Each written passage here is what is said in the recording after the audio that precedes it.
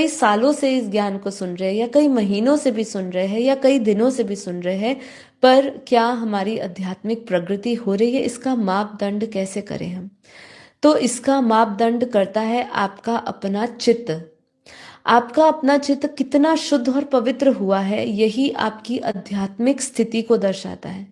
ये चीज आपके लिए बहुत जरूरी है कि अपनी आध्यात्मिक प्रगति का मापदंड करने के लिए आपका अपना चित्त है। इसलिए कहते हैं कि आत्मनिरीक्षण करिए, सेल्फ एनालिसिस करना बहुत जरूरी है। मतलब सेल्फ मतलब यहाँ शरीर का एनालिसिस नहीं करना, मेरा शरीर कितना निरोगी बना, मेरा मन कहाँ जा रहा है, क्यों जा रहा है, इसमें नहीं। इसमें अपने चित्त में जो है क्या क्या स्मृतियां जागृत हो रही है, क्या क्या उठ रहे हैं भाव, क्या क्या उठ रहे हैं।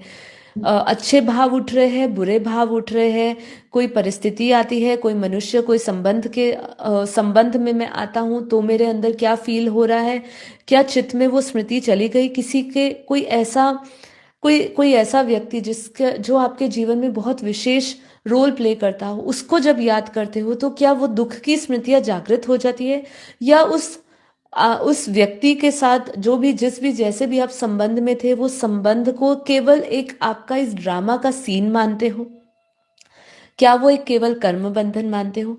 ये जो उस समय भाव उठ रहे हैं ना, उससे ही आपकी आध्यात्मिक प्रगति की उन्नति हो रही है, या आप प्रगति में जा रहे हो, या आप निचली अवस्था में जा रहे हो, इसका मापदंड निश्चित होता है।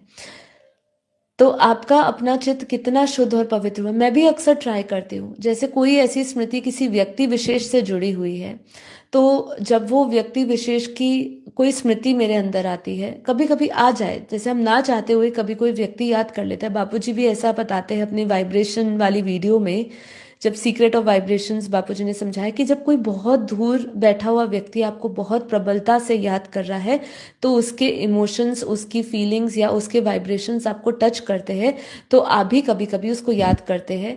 तो अगर आपका ऑरा स्ट्रांग है, आप भगवत ज्ञान में, भगवत प्राप्ति में लगे हुए हो, परमात्मा की ओर लगे हो, तो हो सकता है वो टचिंग ना हो, वो वाइब्रेशंस आपको टच ना करे।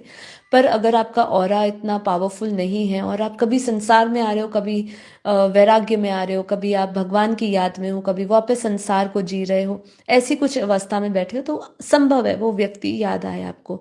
वो व्यक्ति याद कर रहा है तो आपको वो याद पहुंच रही है, आपको भी वो वाइब्रेशंस छू के वो स्मृति आ रही है। तो मैं भी कभी कभी ट्राई करती हूँ कि अगर वो याद आ रहा है वो व्यक्ति विशेष, तो किस भाव से आ रहा है। इस भाव से आ रहा है कि वो ड्रामा का सीन था, वो एक मेरे लिए लेसन था, क्योंकि अगर उससे दुख जुड़ा है तो ड्रामा का लेसन समझना होगा। वो आपको इस मोड़ पे जहां आप पहुंचे हो, वो आपको पहुंचाने के निमित्त बना है, तो उसको धन्यवाद करते। वो यात्रा का एक सुखद पार्ट देखना है उसको, ये नहीं देखना है कि उस रिश्ते में हमें दुख मिला। उस रिश्ते में दुख नहीं मिला, उस रिश्ते ने एक निमित्त बना, वो व्यक्ति निमित्त बना आपको यहां तक पहुंचाने के लिए। तो आपके मन में कितना धन्यवाद निकलना चाहिए, सबकॉन्शियस लेवल पे, सबकॉन्शियस स्तर पे कितना शुक्र कर रहे हो कि वो जीवन में ना आया होता तो मैं यहाँ नहीं मिली होती, और जो मुझे आनंद या जीवन मुक्त स्थिति का अनुभव हो रहा है, वो जीवन मुक्ति का अनुभव आनंद में कभी नहीं उठा पाती। तो ये एक बहुत सुंदर बात है। अगर आप इसको अनुभव से जियो तो बहुत मजा आ जाएगा आपको जीवन में। तो वह आपकी आध्यात्मिक स्थिति को दर्शाता है, आपका चित्त। अब आपको भी अपनी आध्यात्मिक प्रगति जानने की इच्छा है, तो आप भी इन निम्नलिखित चित्त के स्तर में अपनी स्वयं की आध्यात्मिक स्थिति को जान सकते हैं। तो यहाँ पे क्या कह रहे हैं कि बस अपने चित्त को प्रामाणिकता के साथ अवलोकन करे, वह अनंत आवश्यक है। यहाँ पे क्या कहते हैं, दूषित चित्त। चित्त का सबसे निचला स्तर जो है वो दूषित चित्त है। इस चित्त पर साधक सभी के दोष ही देखता है, खोजता है। तो अब देखिए, यही मैंने कहा था कि आप जब ये ज्ञान योग सुनेंगे, तो आप सुनेंगे और योग करेंगे, तो आपको पता चलेगा कि आपका स्तर कैसा है बुद्धि का। अगर आज भी आप किसी के दोषों को देख रहे हो, किसी की बुराइयां को देख रहे हो, हाँ, तो वो समझिए आपकी इस समय चित्त का जो स्तर है वो काफी निचला है। दूसरा, सदैव सबको बुरा कैसे किया जाए सदैव इसी प्रकार का विचार चलता है, या किसी से दुश्मनी लेने का। किसी ने आपके साथ बुरा किया तो कहते उसने मेरे साथ किया तो जैसे को मैं तैसा दूंगा। ये भाव भी कैसा हुआ, ये दूषित चित्त हुआ, क्योंकि जिसने लेट गो कर दिया उसने उस व्यक्ति को भी माफ कर दिया, तो वो बदला नहीं लेगा। इसलिए ज्ञान में सबसे बड़ी बात क्या आती है कि हमें बदला नहीं लेना है, हमें बदलना है। ठीक है।